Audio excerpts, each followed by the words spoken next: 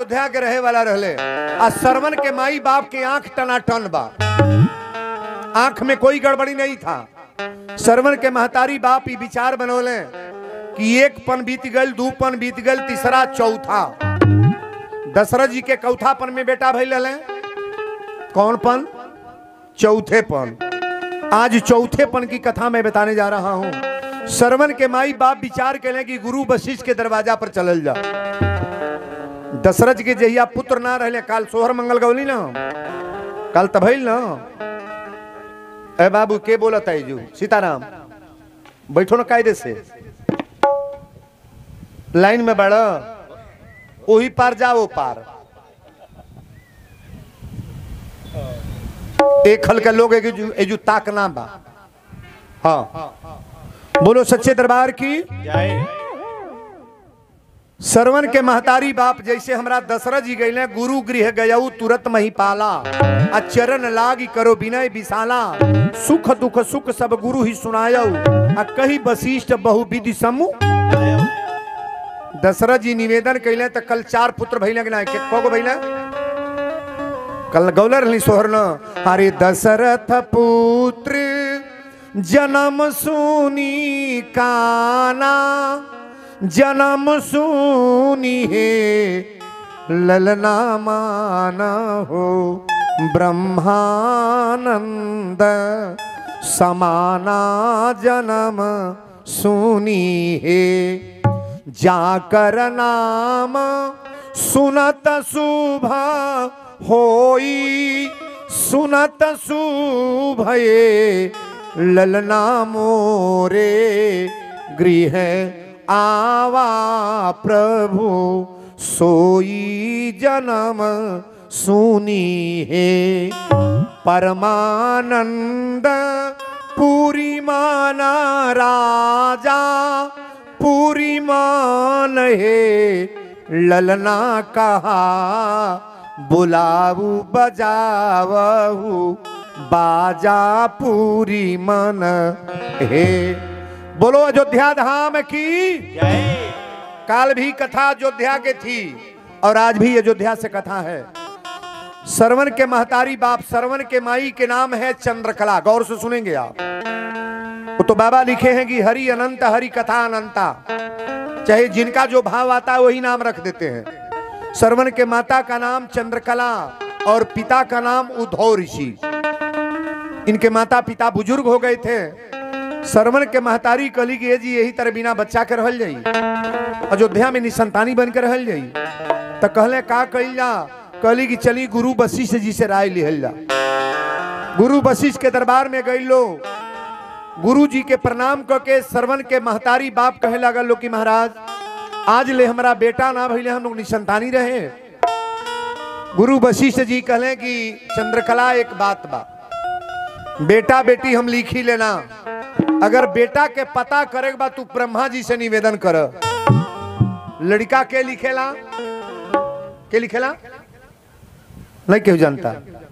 दुर्गा जी, ब्रह्मा जी। अरे बोला ना करो ऐसा, आप लोग बॉम्ब के तरह से बैठोगे तो कैसे बोल पाएंगे हम? बोलने का प्रयास करो ना। सृष्टि का निर्माण कौन करते हैं? ब्रह्मा जी। पुत्र लिखत है ना लिखत है केकरे हाथ में बा? ब्रह्मा जी के। गुरु वशिष्ठ जी कहले कि जाके जंगल में तपस्या कर, ब्रह्मा जी के बुलाव। ब्रह्मा जी बता दी हैं कि तोहके बेटा लिखल बाकी। सरवन के महतारी बाप जाके जंगल में तपस्या करे लगल लो। हमें जो ने महिला के एगो बेटा ना बा बच्चा, उससे कोई दिल लगी चल जोते बनारस में एक जना पंडित जी बाड़ा बता दी है तो तुरंत बच्चा हो जाई। तो महिला जाई कि ना जाई? भले गरीब बा महाराज गंवा के जाई, लेकिन भगवान से निवेदन हम ही करे, जेकरी घरे एगो औलाद ना भइल बने, ये कथा प्रेम प्रेम से सुने। चूंकि हम सरवन की कथा बताने जा रहे हैं, सरवन की कथा में मेरा छाप क्या है। बोलो सच्चे दरबार की जय। जंगल में जाके दोनों हाथ उठा ले हल्लो, ओम ब्रह्माय नमः, ओम ब्रह्माय नमः, ओम ब्रह्माय नमः।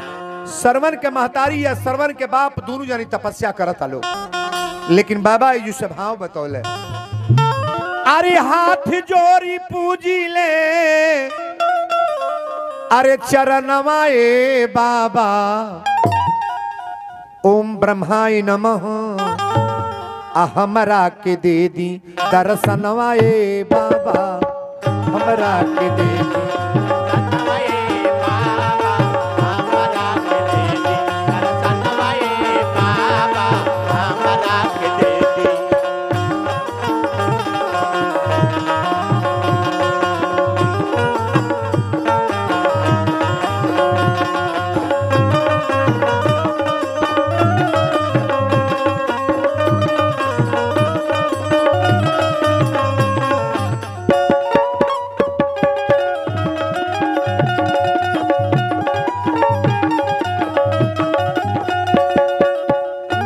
के पुकारी सुन के ब्रह्मा जी आईली पुकार सुन के ब्रह्मा जी आईली भक्त के पुकार सुन के ब्रह्मा जी आईली आरे कहले वीरेंद्र जी कथनवा ए बाबा कहले तिवारी जी कथनवा ए बाबा हमरा के दे दी दर्शनवा ए बाबा हमरा के दे दी दर्शनवा ए बाबा हमरा के दे दी दर्शनवा ए बाबा हमरा के दे दी। बोल दी ब्रह्म देवता की जय। ए बाबू ब्रह्मा जी 4 गो मूड़ी लेके खड़ा हो गई। ब्रह्मा जी पूछनी काहे बोलौला लोग चंद्रकला कहली बाबा रौरा के बहुत दिन से तपस्या करतनी आज भेंटे हो गई रौरा आ गल बनी तो पहले पैर अपन छुआई हमनी सा मर्द मेहरारू दूसरे ने गोड़ लागल लो आ गोड़ लगला के बाद कहल लोग सरकार पहले रौरा से ये निवेदन बा आप सृष्टि के निर्माण करी ले हर व्यवस्था रौरा हाथ में बा के का लिखले बानी तनी बताई कि हमरा पुत्र लिखल बा कि ना। ब्रह्मा जी चिंता में पड़ गए के तो बेटा लिखल ही नहीं की अच्छा तो जौन नहीं लिखल बा वो हो जाई कहो होई कब जब भगवान के तपस्या अटूट होई तब देख ध्यान दे जो बतावे जाता नहीं। ब्रह्मा जी अपन रजिस्टर निकाल ले और रजिस्टर निकाल के कहले कि ये चंद्रकला अगर हमरा के तपस्या कैले बड़े लोगे और दोनों जनी बोलोले बड़ा जा तई हमरा रजिस्टर में तोहके बेटा लिखल ही नहीं कि तोहरा बाझनी रहे बा। चंद्रकला ब्रह्मा जी के गोड़वा पकड़ के रोए लगली कहली बाबा अरे मरियो गैला के बाद हमरा नाम पर लोगों अब का कही हम कोनो तरह से कोनो उपाय करी एगो बेटा हमरा हो जा। ब्रह्मा जी कहले एगो शर्त बा मनबा लोग कि ना उधो ऋषि कहले मानव कहले शर्त ये बा तो के बेटा एगो लिख सकीली दे सकीले चौथापन चलता तो के पुत्र दे लेकिन दोनों आंखी के टनाटन बड़ा लोगन पहले हमरा से वादा कर जहिया लड़का धरती गिरी तहिया से अंधा बने बा आन्हर बन के रहे बा। अच्छा तो माई तैयार हो जाएगी ना नहीं तैयार हुई। चंद्रकला कहली बाबा जब हमरा संतान खातिर आन्हर बने बा तो इहो हमरा मंजूर बा लेकिन एगो बेटा दे दी। अरे बेटा तो माई के ऊ दशा करतने भगवान के कृपा का कही अपनी कान से सुना तानी कि बेटा माई के गाड़ी देता कंजनौरे यहाँ पैकौली में चल तक नहीं हम देखा तानी ना जौनी तन से बेटा पैदा भइल बा वो तन के गाड़ी देता मर्द अपने मेहरारू के गाड़ी देता तो गाड़ी कोनो बड़ा महंगा ना बा। ध्यान से सुनिएगा प्रमाण के साथ मैं बोल रहा हूं। हस्बैंड अपनी औरत को गाली दे दिया माधर चोट चाहे बहन चोट चाहे ऐसा शब्द बोल देता है ना तो कोई बहुत बुरा नहीं है लेकिन बेटा जिस तन से पैदा हुआ है अपनी माँ को गाली दे वो पूत है उसको बेटा कहेंगे। कली की सरकार हमके कोनो तरह से एगो बेटा दे दी जौने तर से कहबो तरे तैयार बनी। ब्रह्मा जी कहले तो के पुत्र लिखा तनी रजिस्टर में चढ़ाओ तनी लेकिन जहिया लड़का धरती पर गिरी तहिया तो लोग के आन्हर बने बा अंधा नहीं बन के रहबा लोगे। एगो कमल के फूल दहले कहले फूल ले आके प्रसाद चंद्रकला के कहले प्रसाद पाली ह तारा घरे 9वां महीना में तोहरा पुत्र हुई। ले आगे फूल बड़ा प्रसाद से पौली भगवान से निवेदन कैली कि ब्रह्मा जी राउर कृपा बागी हमरा पेट में गर्भ बाब हमरा बेटा होई। लेकिन श्रवण के पैदाशी जहिया होखे के रहल तो श्रवण के माई कहली कि पहले आई हमरा ल भाव हम देली ना। बड़ी सुंदर सुंदर भाव बा, कितना गीत हम गाई, माई के ममता के कितना बड़ाई करी। एक लाइन बजा ले बाबू। अरे माई के ममता, माई के ममता न किनले किनाई, सब कुछ मिली है बाकिर मिली नहीं माई। सब कुछ मिली है बाकी मिली नहीं माई। सब कुछ मिली है बाकी मिली नहीं माई। माई के ममता है, अरे माई के ममता न किनले किनाई, सब कुछ मिली है बाकिर मिली नहीं माई।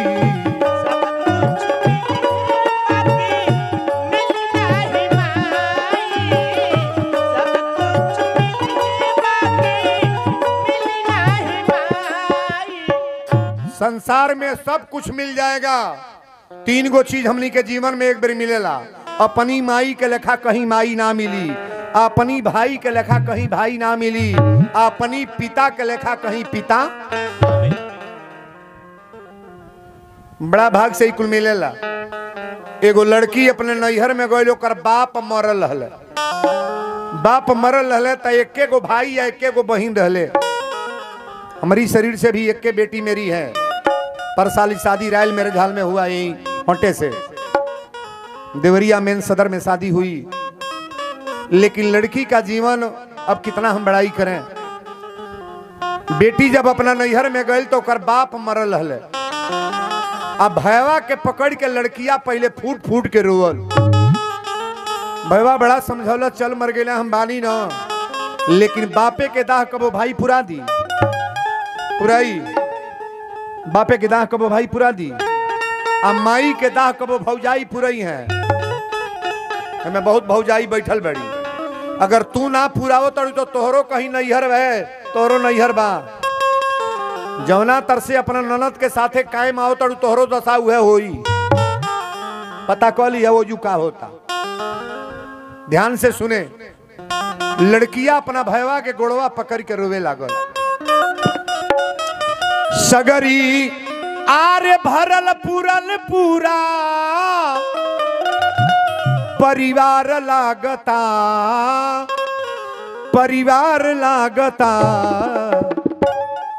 एगो पापा के बिना, एगो पापा के बिना घरवा अन्हार लागता। एगो पापा के बिना घरवा अन्हार लागता। एगो पापा के बिना घरवा अन्हार लागता। सगरी भरल पूरल पूरा,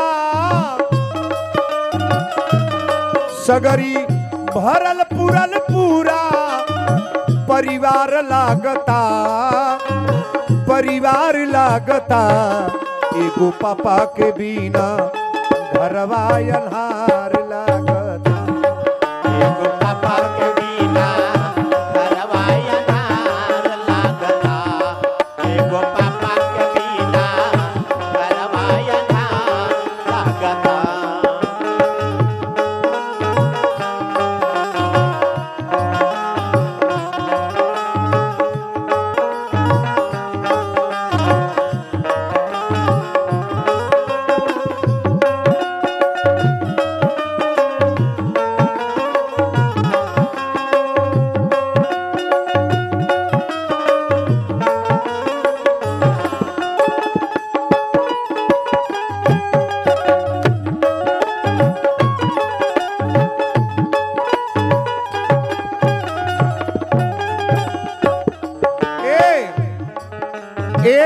केवल सुनाएंगे। पापा रहले महल के पाया, पापा रहले महल के पाया, पापा रहले महल के पाया, रखले हम दुनहुन पर दाया, रखले हम दुनहु पर दाया। ए बहनिया अपना भाई से कलश की भैया एक घर में सब भरल बा, भौजाइयो बाड़ी तोहू बार ना तो रिश्तेदार सब जुटल बड़े, लेकिन एगो पापा के नहीं रहला पर बुझाता घर में केहू है नहीं है। पापा रहले महल के पाया, पापा रहले महल के पाया, रखले हम दुनहुन पर दाया, रखले हम दुनहु पर दाया। जितना नेह छाह सुकया टल उतना ले सबका के बाटल,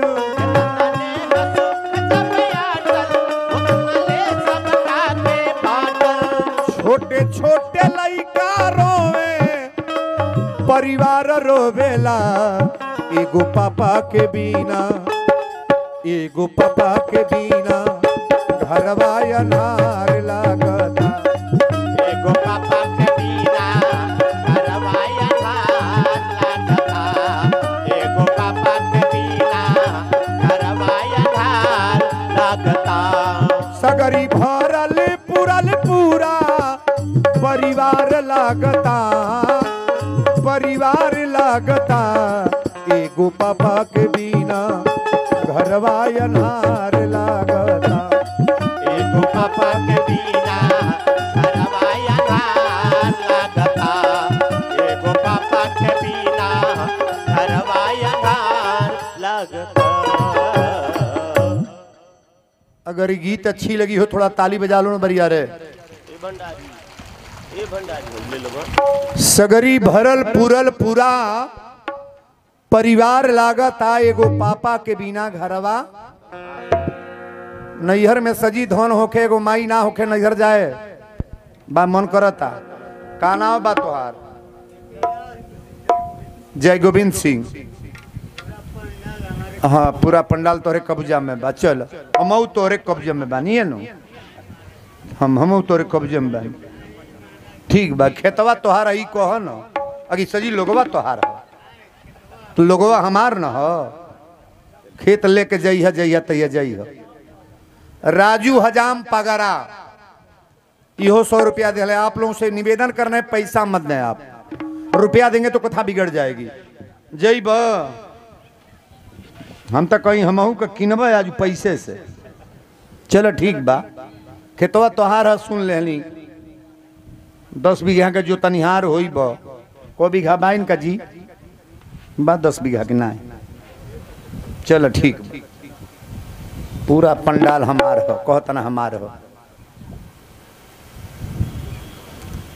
खेत कीने के पैसा बा, घर बनवावे के पैसा बा, बैंक में रुपया जमा करे के पैसा बा, के उसे प्रेम से बोलहू के ताकत के लगबा है।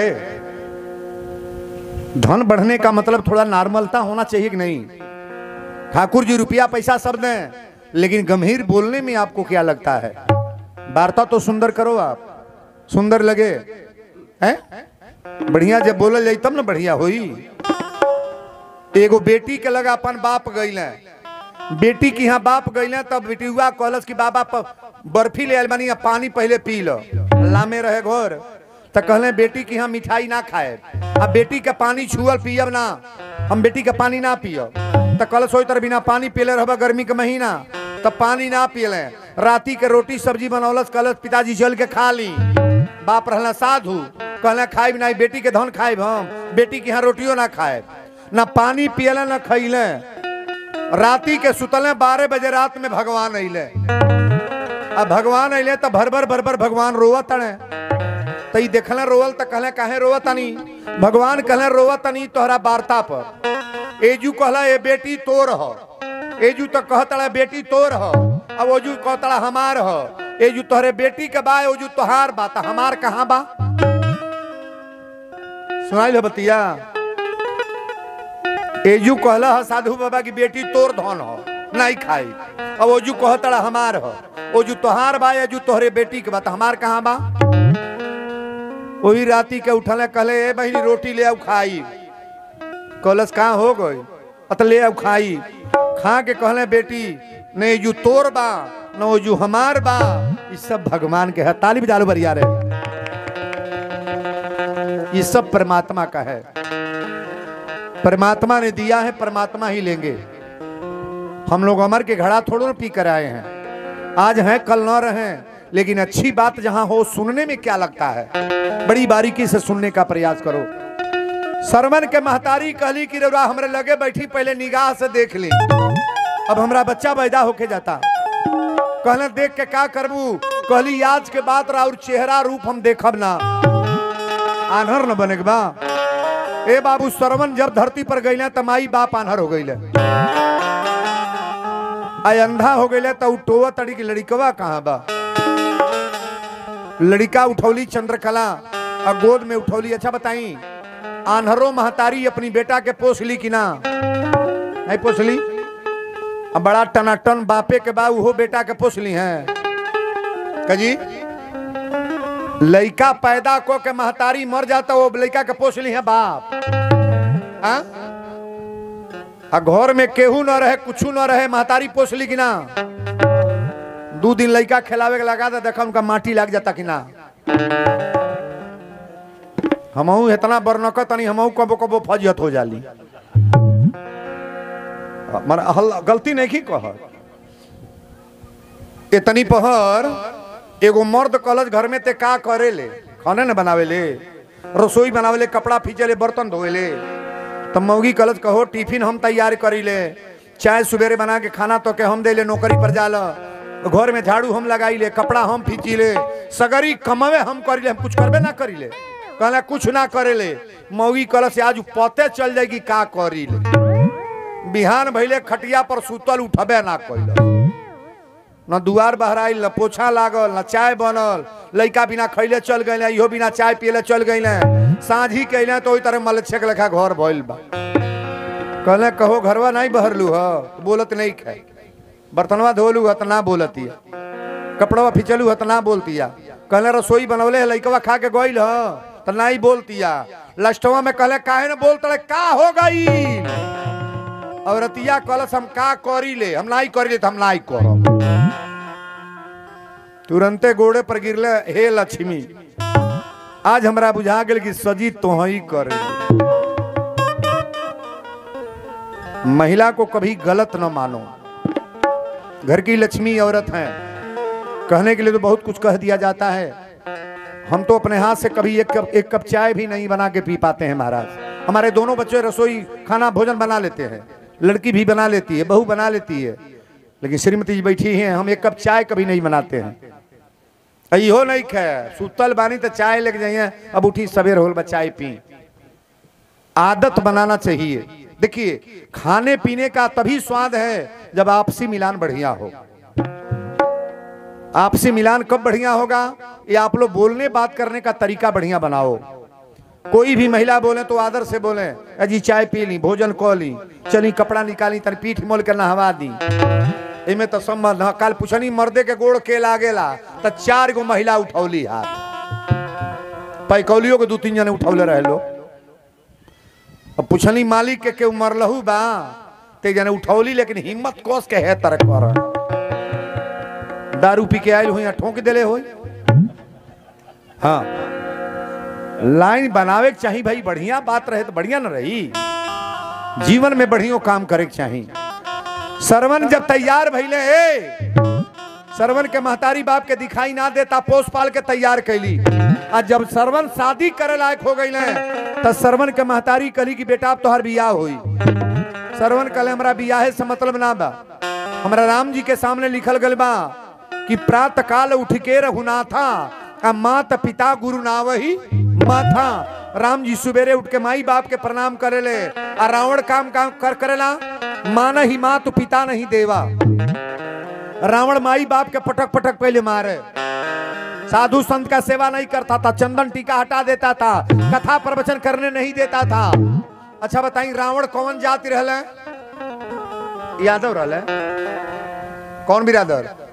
अरे जो ना ब्रह्मा जी के नाम आवा था उन्हीं के खानदान है। ब्रह्मा के पुत्र पुलस्त मुनि, पुलस्त मुनि के पुत्र विशेषरवा, और विशेषरवा के पुत्र कुंभकर्ण विभीषण रावण।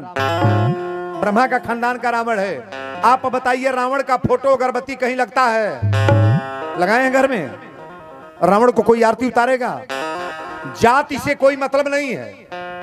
हरिजन का बिरादरी का बालक हो, अगर संस्कारित है, चरित्रमान है, तो दंडवत करने में कोई दोष नहीं लगेगा।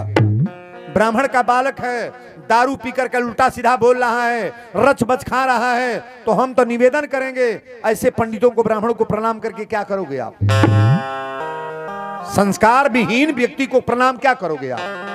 ब्राह्मण का 6 कर्म है, दान लेना, दान देना, यज्ञ करना और यज्ञ कराना 6 कर्म है। और ब्राह्मण के पास ही न्यूट्रल अगर है तो ब्राह्मण का कोई मतलब नहीं बनता है। बोलो सच्चे दरबार की जय।